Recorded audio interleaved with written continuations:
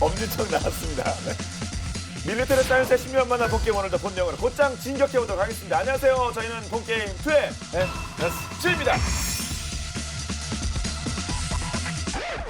자, 오늘의 주제 영상을 통해서 먼저 확인하겠습니다.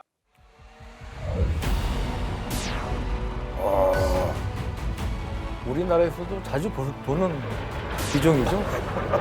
네. 좀 이쁘지 않습니까? 네, 그래서 프로 모델로 인기가 되게 많았습니다. 아, 그래요? 저도 이만한 것도 만들어봤어요.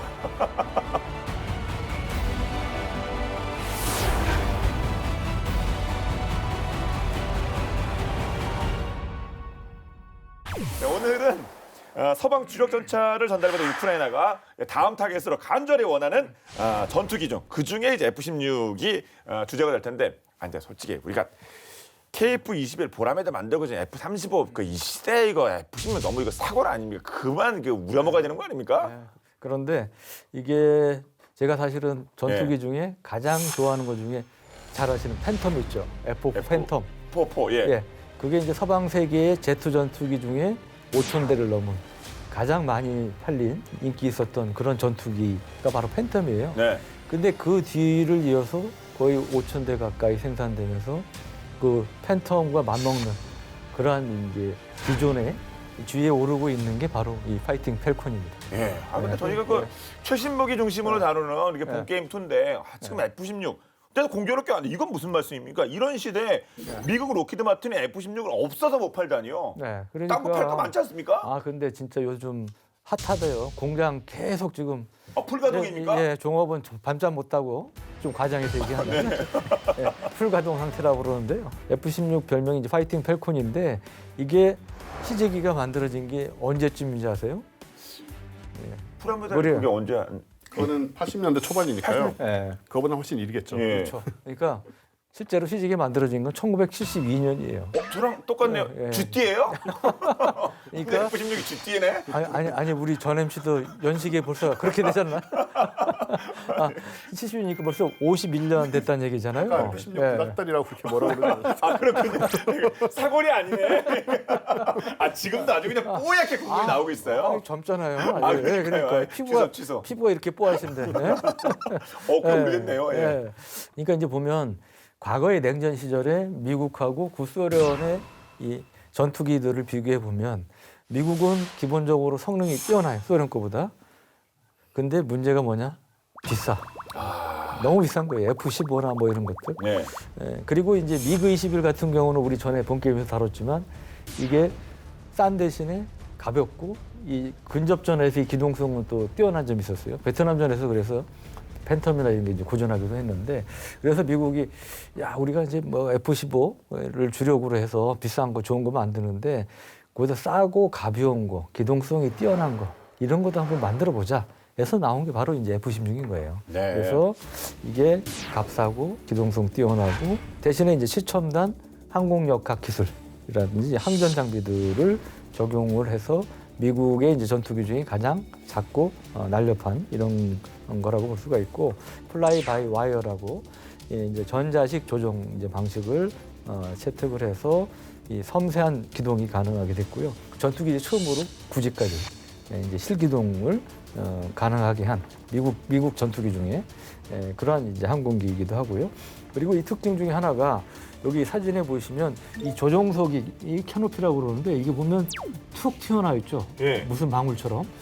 보통 보면 캐노피가 이렇게 중간에 이 연결해준 지지대 같은 게 있잖아요. 뭐 창살 같은 게 보통 있지 않나요? 지지대가 예. 있는데 이거는 없어요. 오. 그러니까 그만큼 조종사의 시야가 넓고 좋은 거죠. 그 프레임이 없는 버블 캐노피라고 표현하는데 그래서 이제 넓은 시야를 확보할 수 있다. 이게 이제 장점이고 그래서 이게 어떤 4세대 전투기의 하나의 어떤 전형을 만들었다 이런 평가를 받고 있고 그러다 보니까 78년 실전 배치된 이후에 아까도 말씀드렸지만 지금도 공장이 열심히 돌아가고 있을 정도로 굉장히 많이 팔린 인기가 있는 베스트셀러 전투기입니다. 예. 한뭐 5,000대 정도 뭐 팔렸다. 앞서 그런 네. 말씀도 하셨잖아요. 그러니까 정확하게 이제 4,500대 이상이 이제 예. 생산이 됐고 그래서 현존 4세대 전투기 중에는 가장 많은 숫자를 기록하고 있습니다. 물론 그 전에 4세대는 아니지만 이제 동구권 이 구소련을 포함하면 미그 21 같은 경우는 이제 몇만 대가 생산되기도 했어요. 근데 그거는 뭐 이제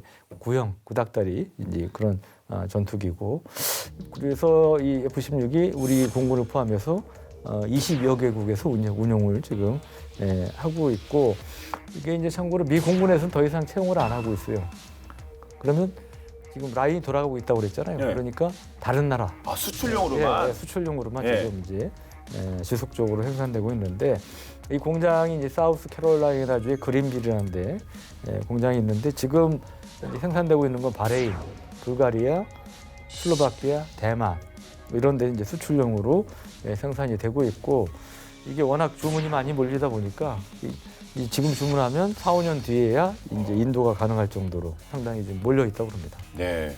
전투기로서 연식이 좀 됐는데, 이런 식으로 계속 개량형이 나오고 생산이 지속되다 보면 우리가 이제 장수 무기로 폭격기에서는 B-52, 뭐 수송기에는 뭐예요? C-130. 야, 예. 근데 이제 전투기 중에는 F-16, 뭐 이제 이런 얘기가 앞으로 나올 가능성이 높아지고 있습니다. 예. 100년 그 클럽을 뭐라 그러죠? 예, 우리가 이제 영어로 센츄리 클럽. 센츄리 클럽. 예. 예.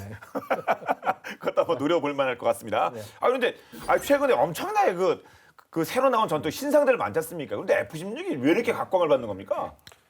일단 뭐 당연히 옛날 거하고는 다르고요.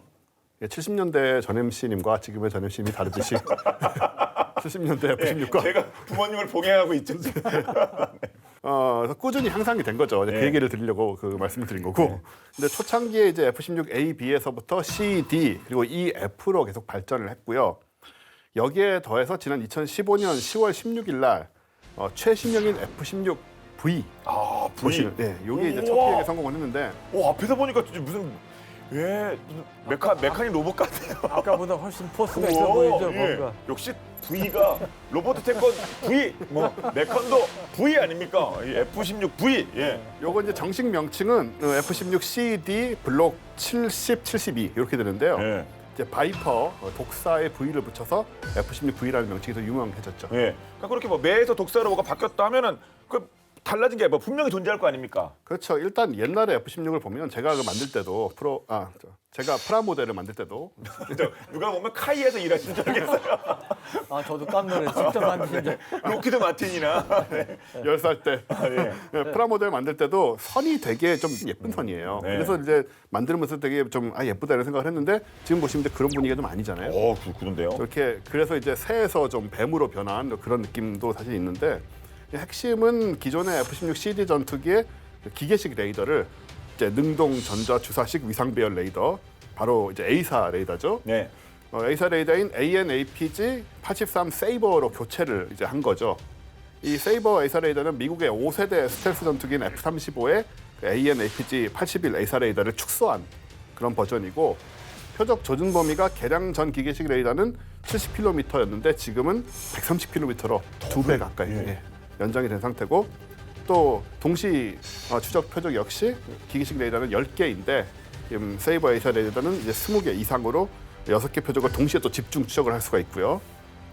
그리고 신형 능동 수동 내부 전자전 체계, 이게 이제 바이퍼 실드라고 하는 건데, 이게 또 통합돼 있어서 전자전 대응도 가능하고요. 또 최신형 임무 컴퓨터하고 중앙에 하단 디스플레이가 추가가 됐고, 그래서 기본적으로 이제 디지털 조종석 다 새로 설계가 됐고요. 그리고 자동 지상 추락 방지 장치도 붙어 있고, 그리고 조종사 헬멧에 장착된 이제 헬멧 장착 자동 조준 장치, 요거 이제 JHMCS라고 하는데, 이걸 이용해서 공격에 필요한 의사 결정도 굉장히 이제 편해졌죠. 그래서 4세대에서 이제 4.5세대로 변모했다, 이렇게 평가를 하고요.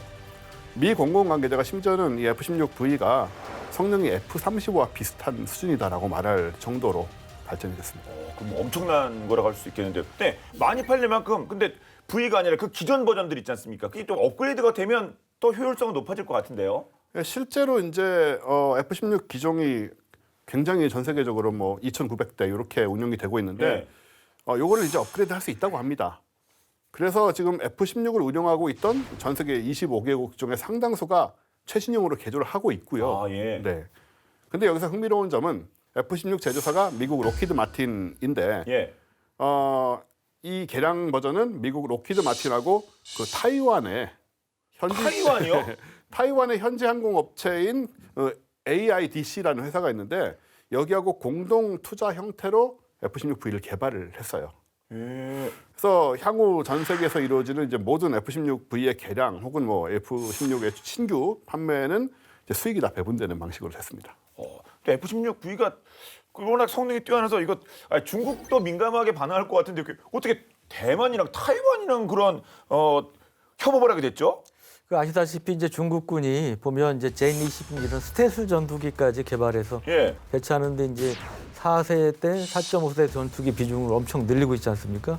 근데 이제 대만 공군의 경우는 F-16을 갖고 있는데 그야말로 아주 초기형인 AB형을 갖고 있었어요. 그러다 보니까 대만은 계속 미국에 야 중국 너네 견제한다고 그러면서 중국 이렇게 센 무기들 계속 전투기를 배치하는데 우리한테 좀 신상 좀 팔아라. 예. 계속 이제 압박 요청을 했는데 미국은 이제 중국을 견제하면서도 또 너무 세게 자극을 안 하려는 그런 또 스탠스가 정책이 있어요. 그러다 보니까 이제 오바마 행정부가 뭘 제안했냐면 이게 원래 이제 대만이 갖고 있는 F-16AB가 이제 1992년에 이제 판매된 건데 이 중에서 100여 대를 그럼 개량을 하자. 이렇게 이제 미국에서 대만에 이제 제의를 한 겁니다. 왜냐하면 이게 새로운 거 아주 신형을 팔면 이제 중국을 자극할까 봐 중국을 자극하지 않으면서도 대만도 달래야 되니까 그러니까 그러면 너네 기존에 갖고 있는 구형 좀 새 걸로 우리가 업그레이드 해줄게 이런 식으로 이제 일종의 윈윈 모델 비슷한 걸 이제 제안을 했고 그러니까 뭐 대만 입장에서도 어쨌든 간에 새로운 기체를 새롭게 완전히 비싼 새 거를 사지 않고 기존 거를 개량해서 그것보다 좀 떨어질 수는 있지만 비슷한 성능을 갖는 신형 전투기를 부여하게 되니까 대만 입장에서도 나쁘지 않았던 거고요. 그래서 이제 대만은 여기서 이제 자국의 이제 비용 부담을 늘리면서까지 F-16V 개발 및 시험 예산까지 이제 지불을 하게 됐던 거죠. 그렇다면 현재 이 대만이 F-16V 어느 정도나 가지고 있습니까? 대만이 이제 2021년 11월에 최신형인 F-16V형 64대를 이제 실전 배치를 했는데요. 여기 그 사진 보시면 여기 이 여성이 누구냐면 차이잉원 대만 총통입니다. 예. F-16V 실전 배치 기념 행사에 참석을 해서 조종석에 직접 앉은 겁니다. 이거는 많은 메시지를 전달할 것 같은데요. 그러니까 이게 이제 대만 남부의 자해기지라는 데서 있었던 행사인데 이 최신형 대만 입장에서 최신형 전투기의 그 실전 배치 행사에 여성 지도자가 앉아서 중국에 굴복하지 않겠다는 그런 의지를 이제 보여줬다고 볼 수가 있는 거고요. 그리고 대만은 이제 미국으로부터 F-16V 또 추가로 확보하기 위한 노력을 상당히 이제 기울였는데 F-16AB V형 141대를 이제 F-16V형으로 성능 개량하는 사업을 추진했는데 이것은 이제 평잔 이 한자로 이제 봉전이라고 해서 봉황전개라고 이런 의미를 갖고 있는데 이 이제 프로젝트를 추진했습니다. 그래서 여기에는 올해 말까지 1,100억 대만 달러.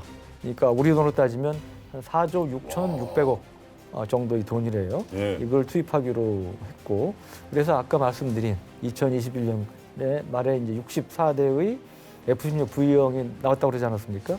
이제 그게 이제 이런 그 사업 일환으로 이제 추진이 된 거고요. 그리고 이와 별도로 이제 평샹 한자로 봉상이라고 그러는데요.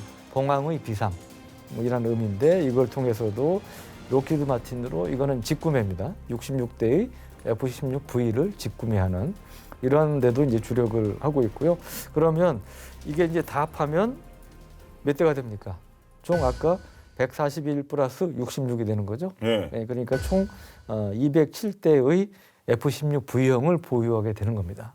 V만. 예. V만 그러니까 적지 않은 숫자죠. 그러게요. V형이 아까 말씀드린 그런 이제 우수한 성능을 갖고 있는데 이걸 포함해서 이제 400대의 전투기를 갖고 있는데 그러니까 절반 정도는 구형기고 절반 정도는 신형 이러한 전투기를 이제 갖게 되는 것인데 참고로 이제 F-16V 성능을 좀 따져보면 여기 최신형 이제 항공전자 시스템을 이제 갖추고 있고 여기에 이제 고해상도 조종석의 고해상도 디스플레이를 또 장착을 하고 있습니다. 그리고 첨단 무장을 갖추고 있기 때문에 중국군의 이제 중국인민해방군의 함정이라든지 전투기를 어느 정도 대응할 수 있는 그런 능력을 갖춘 것으로 평가가 되고 있습니다. 그렇다면 미국도 대만도 이렇게 신경을 쓰고 있는 중국의 실제 반응은 어땠습니까?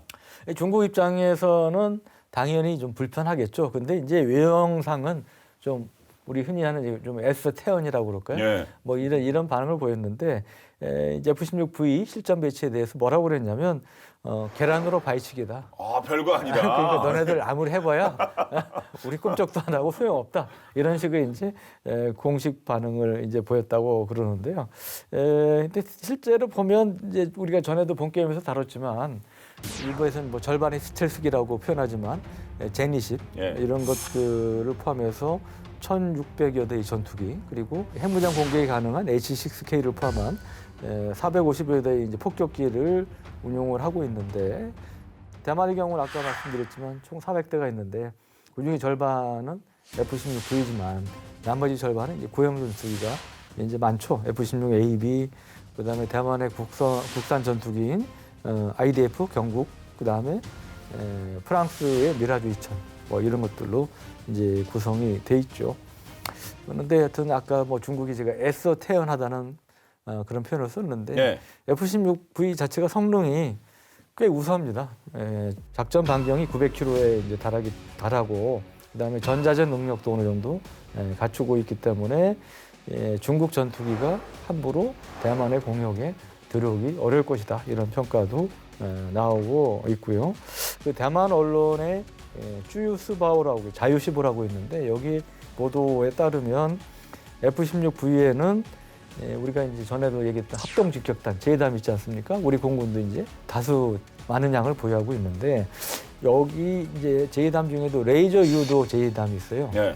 이게 이제 L 제이담이라고 그러는데 GB54라고 있는 명칭으로 운영이 되는데 이거를 이제 F-16V에 달 수가 있어요. 그래서 L 제이담은 GPS 유도만을 쓰는 제이담에 비해서 6배 정도나 정확도가 이제 뛰어나다고 하고 그러니까 중국 입장에서는 그만큼 위협적인 수단을 대응해야 되는 그런 상황이 된 것이죠. 예.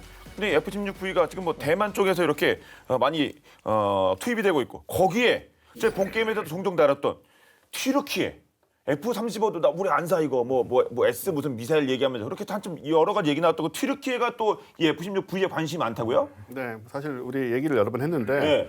튀르키예가 이제 2019년에 미국의 반대를 무릅쓰고 그 러시아제 S-400 지대공 미사일을 자국에 이제 반입을 했잖아요.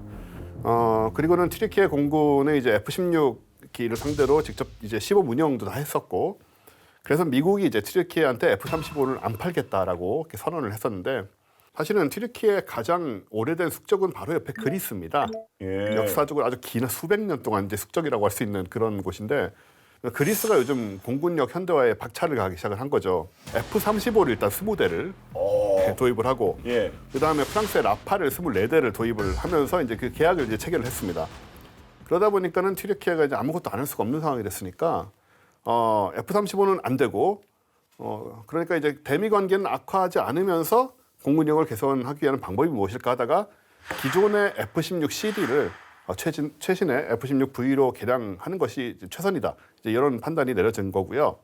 그래서 지난 1월달에 조 바이든 미국 행정부가 그 튀르키예에 대한 F-16V 40대와 튀르키예 공군이 보유 중인 F-16 구형 79대를 위한 정비 키트 수출을 미 의회에 공식 요청하기로 했다는 이제 보도가 나왔습니다. 거래 규모가 근데 200억 달러니까 24조 8천억 원에 달하는 예. 그러니까 어마어마하게 큰 규모로 이제 F-16V가 지금 튀르키예로 좀 들어가는 상황이죠. 그러니까 규모가 커서 그런지 모르겠는데 솔직히 S-400하고 상대하는 게 F-35나 뭐 16V나 다 이렇게 최첨단 아닙니까? 근데 창방패를 다 줘버리면 이거 문제되는 거 아니겠습니까? 근데 어떻게 가능했죠? 일단 튀르키예가 이번에 이제 여러 그 유럽의 상황들이 벌어질 때 네. 그 핀란드와 스웨덴의 나토 가입 반대 입장을 철회를 이제 한 적이 있거든요. 그렇죠. 거기에 대한 어떤 그 반대급부라는 그런 얘기가 나오고 있고요. 오피셜입니까? 물론 양국은 당연히 부인을 하지만 아무리 보기에도 그것밖에 없지 않느냐라는 이제 관측인 거죠. 상당히 설득력이 있어 보이는 추론이죠. 그러니까. 예. 솔직히 뭐 그 정도는 해야 그 미국도 이거 좀 열어줄 것 같기도 하고요. 그럴싸합니다. 근데 이쯤에서 드는 의문. F-16 후계기로 개발된 35가 있잖아요. 뭐 저희도 잘 알고 뭐 저희도 쓰는데, 근데 F-16 이렇게 잘 나가면 솔직히 신상, 고부가 가치 이런 걸 다 팔아야 되는 거지. 16이 이게 좋은 거야 나쁜 거야 미국 입장에서도요? 그러니까 이제 특히 보면 이 재밌는 게 예. F-16을 어디서 만든다고 그러죠? 아까 로키드 마틴 만들죠. 예. F-35 어디서 만듭니까? 그것도 그거 아니에요? 같은 회사예요. 예. 그러니까 더구나 이제 다른 회사면 모르겠는데 더구나 미국 차원에 볼 게 아니라 미국 회사 차원에서 보면 또 그러니까, 그런 더구나 감이 나오네요. 같은 회사 차원이니까 예. 얼마나 고민되겠어요. 예. 예. 그러니까 보면 F-35가 정말 5세대 스텔스기 대명사, 대표 선수 아닙니까? 예. 그래서 사실 숫자도 이게 F-16까지 안 되지만 기록적인 3,000대 이상 팔리면서 이제 앞으로도 스텔스기로서는 신기록을 갱신할 것 같은데, 근데 이제 문제는 F-35가 지금도 이런저런 문제점들이 이제 보도가 되고 있죠. 그리고 또 하나 중요한 게 뭡니까? 라이프 사이클 코스트, 운영 주비죠. 예. 우리가 이제 전에도 얘기했지만 초기 도입가가 30에서 40%라면 나머지 60에서 70%는 그 나머지 3, 40년간의 운영비이기 때문에 운영유지비가 중요한데 이게 F-35가 그게 비싸요, 운영유지비가. 그래서 이제 단점으로 이제 부각이 되는 것이고, F-35의 비행시간당 유지비가 2021년 기준으로 36,000달러, 우리 돈으로 4,700만 원 예. 정도인데요.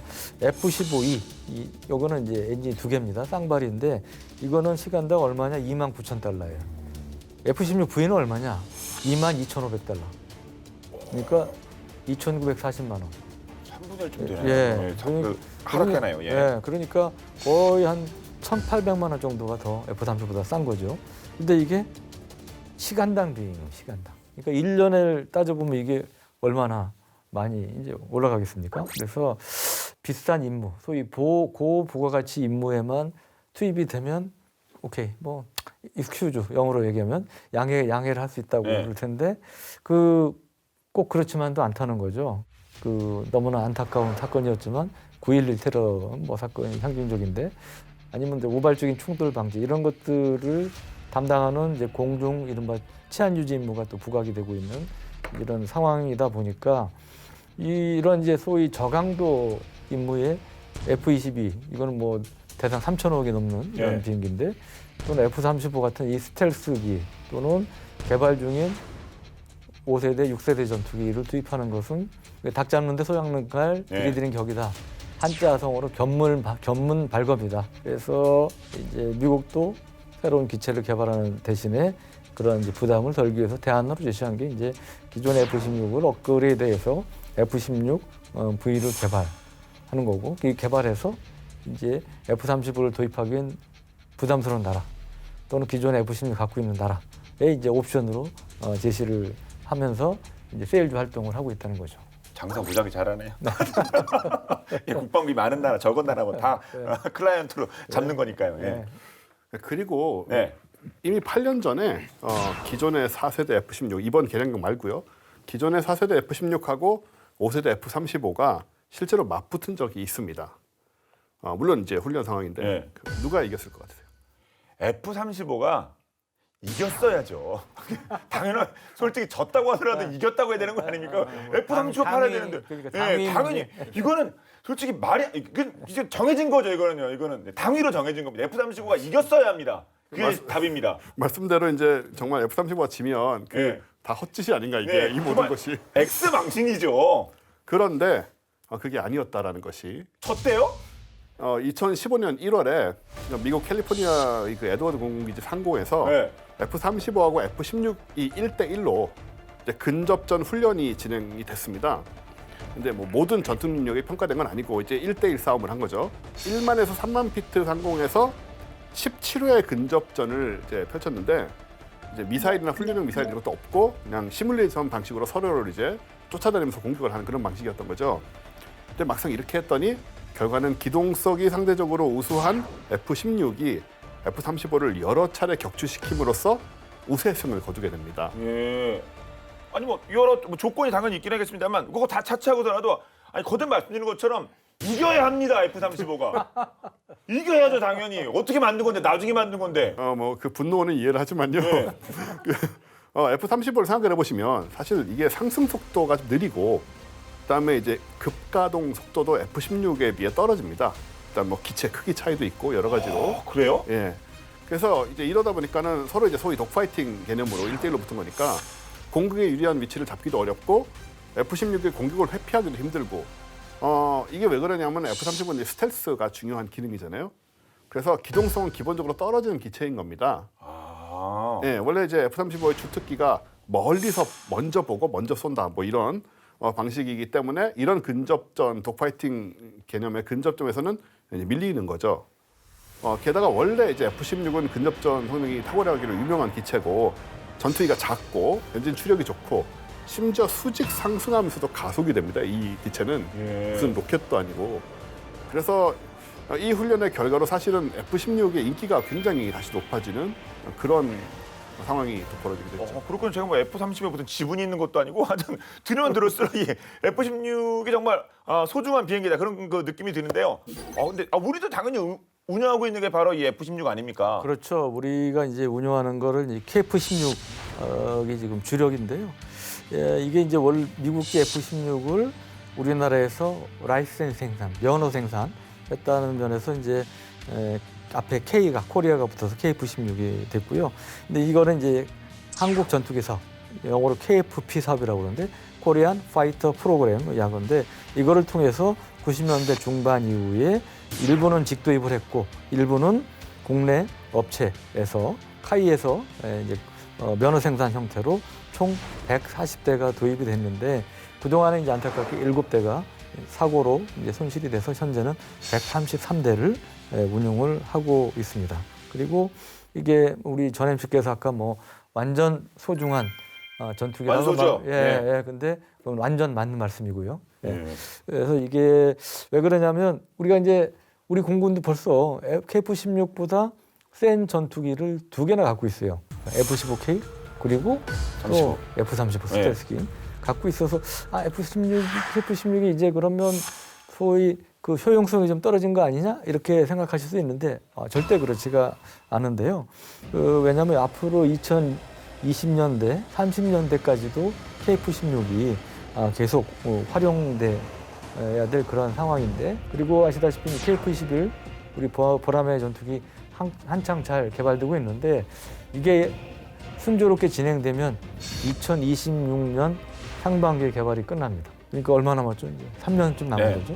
근데 이게 이제 완전히 끝난 게 아니고 공대공 능력을 갖는 게 끝나는 거고 공대지 능력은 그 뒤에도 2년 동안 또 추가로 개발돼서 2028년에 이제 끝나게 되는데 그리고 KF-21이 120대가 도입되는데 한꺼번에 다 들어온 게 아니고 단계적으로 들어옵니다. 그러다 보니까 KF-16은 당분간 한국 공군의 주력 전투기로 활약을 할 수밖에 없다고 얘기할 수가 있겠습니다. 네. 근데 뭐 다른 나라에서도 F-16을 업그레이드 한다는데 우리가 133대인가 지금 있잖아요. 그것도 당연히 뭐 업그레이드 뭐 계획이 있거나 뭐 그렇겠죠? 네, 이미 뭐 개량 중이죠. 예. 우리 공군이 이제 KF-16 134대 전체를 F-16V 바이퍼급인 F-16U, U는 이제 업그레이드의 약자입니다. 예. 로 이제 2019년부터 지금 개량 중에 있고요. V로 바로 가지 U로 이름을 바꿔갖고 근데 뭔 차이가 있는 겁니까? 아무튼 4.5세대 가는 거죠? 네, 4.5세대 맞고요.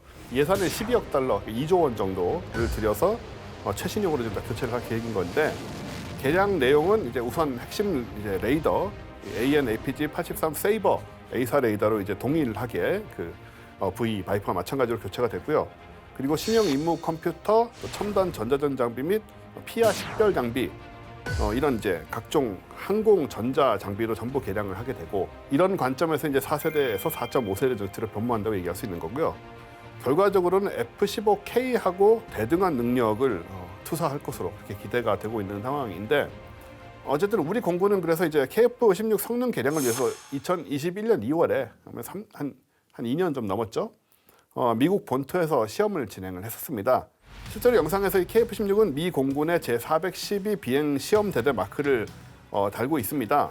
F-15K에서만 장착 운영됐던 GBU-39 SDB 스마트 폭탄을 지금 장착을 하고 투하하는 이제 시험을 실시를 하는 거거든요. 지금 뭐 투하되는 게 그게 네, GBU-39. 얘가 뭐냐면 중거리 GPS 유도 폭탄인데요. 최대 110km 떨어진 목표물까지 정밀 타격을 할 수 있고 JDAM에 비해서 작고 가볍습니다. 그 말은 폭탄은 좀 더 실을 수가 있다. 이제 이런 얘기가 되는 것이고 또 사거리가 길고요. 예. 동시에 이제 다중 표적 공격이 가능하고 또 두께가 90cm의 콘크리트도 관통을 할 수 있고 정확도는 3m. 와, 3m. 그러니까 110km를 날아가서 3m니까 그러니까요. 대단한 거죠, 사실. 예. 그래서 이제 결과적으로 KF-16U도 F-15K와 함께 그 GBU-39 SDB를 이제 운용을 할 수 있게 됐습니다. 네. 네, 그 자체는 구시고요. 그러면 현재 그 진행 상태는 어떻습니까? 잘 가고 있답니다. 아, 예. 예. 이거 제가 이게 이제 2019년부터 아까 말씀드린 본격 착수에 이제 들어가서 매년 10여 대씩 지금 개량이 되고 있어요. 그러다 보니까 현재까지 이 군에서 공식적으로 몇 대 개량해서 발표한 적은 없고, 그러면 추정인데 KF-16U가 이제 한 50여 대가량 개량이 완료됐을 것으로 이렇게 이제 추정이 되고 있는데, 그러다 보니까 아까 총 133대라고 그랬잖아요. 이게 다 개량이 완료되는 시기는 한 2028년쯤 돼야 가능하지 않을까 이렇게 예상들을 하고 있고, 그리고 이제 KF-16U가 숫자가 늘어나니까 이제는 국내에서만 있는 게 아니고 해외까지 예. 이제 활동량을 넓히고 있는데, 이제 호주에서 피치 블랙이라는 다국적 연합훈련이 있었습니다. 이게 이제 작년 8월 29일부터 9월 7일까지 호주에서 있었던 다국적 연합훈련인데요. 여기에 이제 이 우리 KF-16U가 참가해서 비행하는 이제 그러한 모습인데, 피치 블랙은 이제 호주 공군 주관으로 경년 2년에 한 번씩 열리는 이런 이제 훈련인데, 우리 공군은 이제 피치 블랙 훈련에 참가한 건 처음이었습니다. 네. 그래서 KF-16U 6대 그리고 130여 명의 병력이 이제 참가를 했고요. 그리고 또 특이할 거는 이때 이제 우리가 호주까지 거리가 꽤 되잖아요. 멀죠. 예, 그때 이제 그냥 논스톱으로 못 가잖아요. 그렇겠죠. 이제 공중구비를 받아야 되는데, 그때 우리 KC-330 시그너스 사진에서 보시면 요즘 뭐 열일하고 있죠. 예. 요즘만 아니고 몇 년 전부터 열일하고 있죠, 사실. 이때 KC-330 시그너스가 처음으로 공중구비 임무로 파견된 이런 또 사례도 기록이 됐고요. 이게 이제 우리 공군이 해외 연합훈련에 참여하는 과정에서 최초로 우리 한국군 공중구비기로 공중구비 작전을 수행한 그런 첫 사례가 되겠습니다. 아, 그렇군요. 네. 네, 방금 말씀하신 KC-330이 시그너스 얘기를 좀 더 짚어볼 텐데, 이 KC-330이 진짜 공중구비만 한 게 아니라 얼마나 정말 멋진, 정말 대단한 작전을 수행해냈습니다. 대한민국의 신장된 국력을 전 세계에 알린 계기가 되기도 했었죠. 긴박했던 그날의 이야기 본방대하사에서 다뤄봤습니다. 함께 보시죠.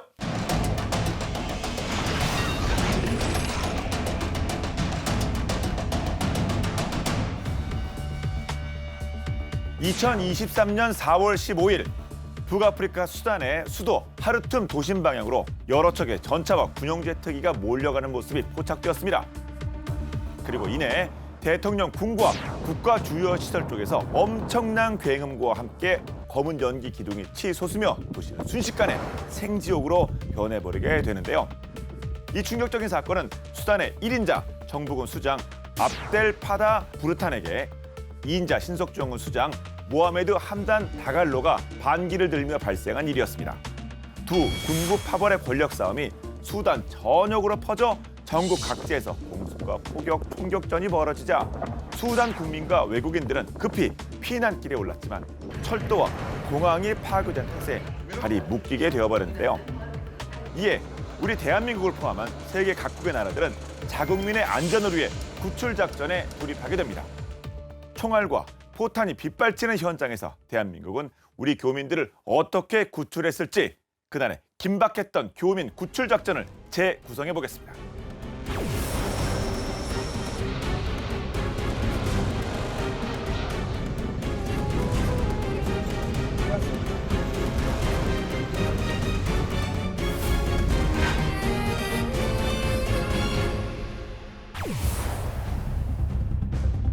(4월 15일) 벌어진 내전은 점점 격렬해지면서 심지어는 미국의 외교관이 공격받는 일까지 벌어지게 됩니다.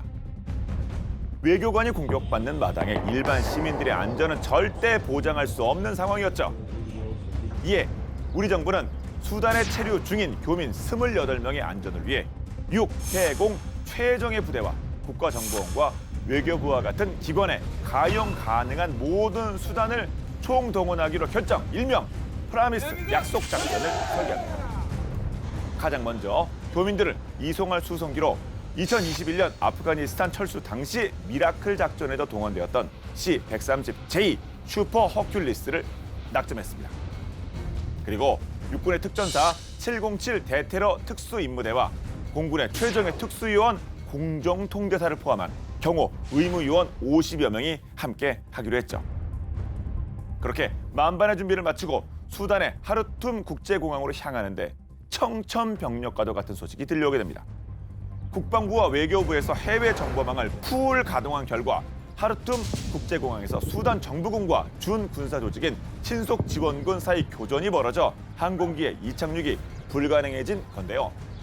게다가 추가로 입수된 정보에 의하면 내전은 장기화될 가능성이 높았고 72시간 내에 교민들을 구출하지 못할 경우 교민들의 안전을 장담할 수 없었습니다. 더 이상 작전을 지체할 수는 없는 상황. 우리 정부는 교민들이 모여있는 하르툼에서 800km 떨어진 홍해 인근의 포트 수단에서 교민을 구출하는 것으로 시나리오를 변경합니다. 공항시설과 함께 항만까지 있는 장소라 둘 중 하나가 제 기능을 못하더라도 대처할 수 있게 고려한 장소였죠.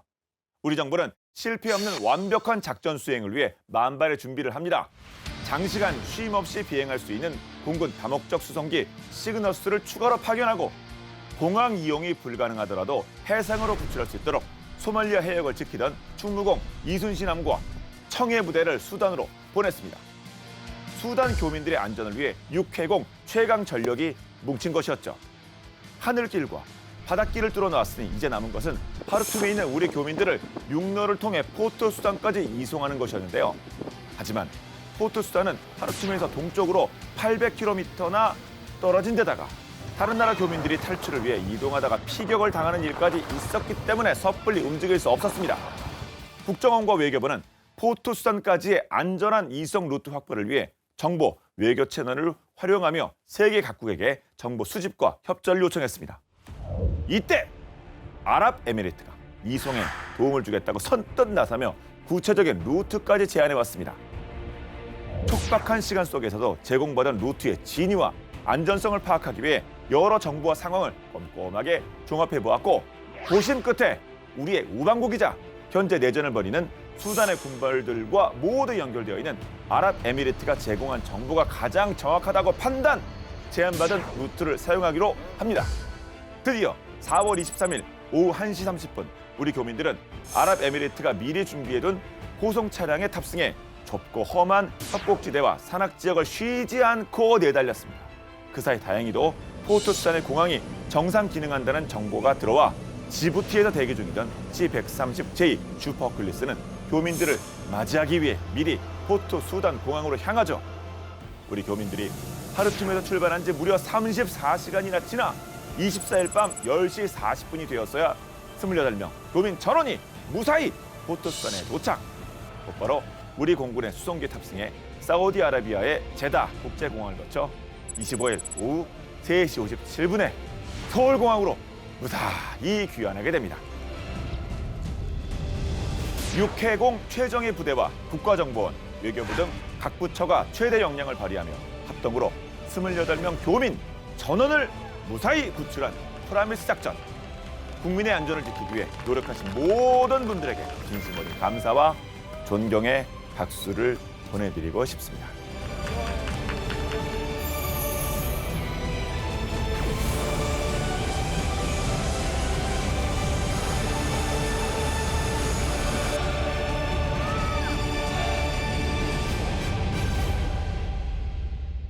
프라미스 작전이라는 이름 자체가 정부가 국민의 생명과 안전을 최우선으로 한다는 약속 이행 차원에서 붙은 이름이라 뭐 여러 가지로 좀 과거와는 다른 그 국가 역량, 높아진 국가 역량을 좀 보여주는 일이었다고 생각이 됩니다. 동체 일본 국민도 같이 구출해가지고 또 일본에서도 공식적으로 이렇게 감사 멘트 나오고 그러지 않습니까? 일본 총리가 이제 고맙다는 얘기도 공식적으로 했죠. 네. 자, 이 작전에 참여하신 모든 분들께 다시 한번 뜨거운 감사의 박수를 보냅니다. 아, 멋졌습니다. 짱짱. 와. 예. 다시 본론으로 돌아가서 계속 궁금한 게 F-16V와 KF-16U 하여튼 뭐가 다르니까 이게 그 끝에 짜도 다를 텐데 그 차이 한번 또 좀 정리해 주시겠어요? 예, 아까 우리 원생님 잠깐 말씀해 주셨잖아요. F-16V 경우는 HMCS2 헬멧하고 AM9X 사이드와인더 블락2 미사일을 연동을 하면 극단적으로 높거나 낮은 각도의 표적을 정밀 타격할 수가 있고요. 그 다음에 전에는 우리가 잘 볼 수 없었던 그런 표적도 우리가 이제 파악을 해서 타격을 할 수가 있다. 이제 그런 얘기입니다. 그래서 근접전에서 근접 공중전에서 압도적인 능력을 발휘할 수가 있다는 건데, 근데 이제 KF-16U의 경우는 이게 조금 안 된 부분이 있답니다. 그러니까 KF-16 성능 개량할 때 예산이 좀 문제가 됐습니다. 네, 역시. 결국 이게 이제 우리 자동차도 마찬가지인데 또 거의 같은데 옵션을 얼마만큼 붙이냐에 따라서 가격 차이가 많잖아요. 아, 그렇죠. 풀옵션 네. 붙이기 쉽지 않거든요. 그러니까 이제 우리가 쉽게 얘기하면 풀옵션 개량을 못한 거예요. 예산 네. 제한 때문에. 그러다 보니까 테스트용 세대 빼고는 이게 아까 좀 말씀드린 그게 이제 도입이 안 됐고, 또 이 연동이 가능한 이제 공대공 미사일 AIM-9X 블락 2형도 추가로 발주가 안 됐다고 합니다. 앞으로 이제 예산이 추가로 확보되면 이런 부분들을 이제 보완해야 되지 않느냐, 이런 지적들도 나오고 있습니다. 네. 그런데 이제 미국이 이렇게 F-16V로 업그레이드해서 수명을 진짜 뭐 쫙쫙 앞서서 뭐 센츄리 클럽 얘기까지 나올 정도로 수명을 늘리고 있는데, 그럼 이게 우리 KF-21이랑은 또 어떻게 영향을 주고받을지 이것도 좀 궁금해지는데요. 사실 이제 양면성이 있죠. 예. 양면성이 있고 뭐 우려할 부분도 있는데, 또 그럼에도 불구하고 그렇게 크게 걱정 안 해도 된다. 왜냐하면 중국, 러시아하고 밀접한 관계가 아니고는 사실은 4.5세대 전투기 선택의 폭이 그다지 넓지 않은 게 이제 현실인데, 왜냐하면 그 F-15 중에도 이제 F-15 끝판왕이라 불리는 F-15 개량함 EX가 있어요. 그다음에 F-18은 최신형이 이제 EF 슈퍼호넷이 있고요. 유럽의 경우는 이제 유로파이터 타이푼하고 네. 프랑스의 라팔 등이 있죠. 그래서 이런 것들이 이제 서방 세계 대표적 4.5세대 이제 전투기들인데, 이게 좀 기본적으로 비쌉니다. 이만한 8천만 달러 이상. 그러니까 요즘 우리 돈으로 하면 1,000억 원이 넘어가는 거예요. 그래서 이게 이제 좀 중소국 이하 입장에서 굉장히 부담스러운 이제 가격이 되는 거고, 아까 이제 F-16V가 가성비가 좋다고 그랬는데 이것도 대당 가격이 한 8천만 달러에 육박한다는 거죠. 그러니까 이것도 거의 1,000억 원대 된다는 거고. 근데 이제 우리 KF-21은 아직 정확히 개발이 끝나지 않았기 때문에 정확한 가격은 아직 안 나옵니다. 뭐 800억 안팎으로 뭐 조정이 될 거다, 뭐 방어가 가능할 거다, 이런 시각도 있는데, 여하간 이제 그 가격 경쟁력을 갖춘다면 상당히 기대해 볼 만한 그런 거다는 얘기가 나오는 거죠. 앞으로 KF-21은 5세대 스텔스기를 염두에 두고 또 덩어리 만들었기 때문에 이제 조금씩 개량하면 5세대 스텔스 전투기로 발전할 수 있는 이러한 이제 특징도 있기 때문에 F-16 수명 연장 프로젝트가 꼭 우리 KF-21 입장에서 악재는 아니다, 이런 얘기도 나오고 있습니다. 네. 또 이제 우리 쪽 관점에서 또 얘기를 하자면, 그 폴란드가 포착했던 우리 그 FA-50, 그 FA-50이 이제 한껏 또 주목을 여기저기서 받고 있는데요.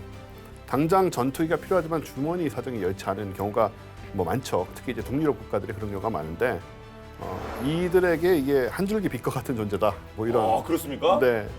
왜냐하면 최단 기간에 납품이 가능한데 저렴하고 성능도 좋으니까 사실 굉장히 좀 반가운 소식인 거죠. 최근 폴란드 언론이 F-35나 F-16을 운영하거나 운영할 계획이 있는 나라, 혹은 비무장 훈련기에 돈을 너무 쓰고 싶지 않는 나라가 이제 FA-50을 주목하고 있다, 이런 말을 또 했거든요. 유럽의 현지 분위기가 그렇다면서. 그래서 FA-50 도입 후보국으로 지금 슬로바키아, 불가리아, 크로아티아, 루마니아, 오스트리아, 스위스, 핀란드, 포르투갈, 세르비아 등이 추가로 지금 거론이 되고 있습니다. 그 지금 하나, 둘, 셋, 굉장히 넷, 다섯, 여섯, 일곱, 여덟, 아홉, 한 거의 10개 나라가 지금 언급되고 있네요. 네, 뭐 그 중에 정말 도입한 나라가 몇이 될지 모르지만 예. 상당히 가능성이 지금 뭐 좀 보이는 그런 상황이라, 이 카이가 이제 예전에 그 1,000대 이상 수출하겠다 뭐 이런 얘기를 한 적이 있는데, 이게 마냥 허황된 꿈만은 아닌 것으로 보인다, 이제. 네. 그렇게 볼 수 있을 것 같아요. 속속들이 좀 좋은 소식이 들렸으면 좋겠습니다. 자, 이렇게 21세기에 맞춰 매에서 독서로 진화한 4.5세대 F-16V 바이퍼에 대해서 살펴봤는데, 끝으로 한 말씀씩 부탁드리겠습니다. 기본적으로 잘 설계되고 잘 만든 이 기체라는 것이 갖는 힘. 그래서 이렇게 전 MC님만큼이나 오래된 기체임에도 불구하고 GT. 그럼에도 불구하고 이렇게 계속 발전을 하고 그리고 아까 말씀하신 것처럼 좀 센츄리 클럽에 가입할지도 모른다는 그런 전망이 나올 정도로 이렇게 하나를 잘 만들어 놓으면 세월이 지나도 계속 이제 쓰임새가 있는 그런 가능성들을 보면서 좀 무기 개발이나 이런 설계나 이런 것들에 이제 굉장히 잘 된 케이스가 아닌가 생각이 되고 우리도 이제 그런 점들을 좀 잘 관찰하면서 반영해 나가면 좋겠다 좀 이런 생각이 듭니다. 네. 맞습니다. 뭐 말씀하신 전적으로 공감하고요. 그래서 이제 그런 사례로 저는 우리 KF-21 있지 않습니까? KF-21도 어떻게 보면 이제 F-16을 롤 모델로 해서 앞으로 계속 업그레이드해서 이제 소위 장수만세 전투기가 될 수 있는 이제 그런 걸 목표로 해서 개발이 됐으면 좋겠습니다. 네. 네. 40세까지는 아실까요? 장수만세 이게 뭔지. 그러게요. 오늘 본 게임 여기까지입니다. 저희 본 게임은 국방TV 유튜브를 통해서 언제든지 시청할 수 있으니까요. 많은 활용 부탁드리도록 하겠습니다. 다음 주 더욱더 화끈한 내용으로 돌아오겠습니다. 지금까지 저희는 본 게임 2의 MS 지였습니다. 고맙습니다. 네. 전 F-16 그렇게 오래된지 몰랐어요. 50년. 그리고 이게 끊임없이 개량해 나오니까요. 네. 생명력이 참 길다는 게 긴 무기들은 다 이유가 있어요. 큰 거 만들고는 저는 이거 색칠을 못했어요. 만들다 지쳐가지고 나중에 완성을 하셨고. 작은 거 색칠을 했는데 이거는 색칠 안 하고 그냥 회색 플라스틱으로 예.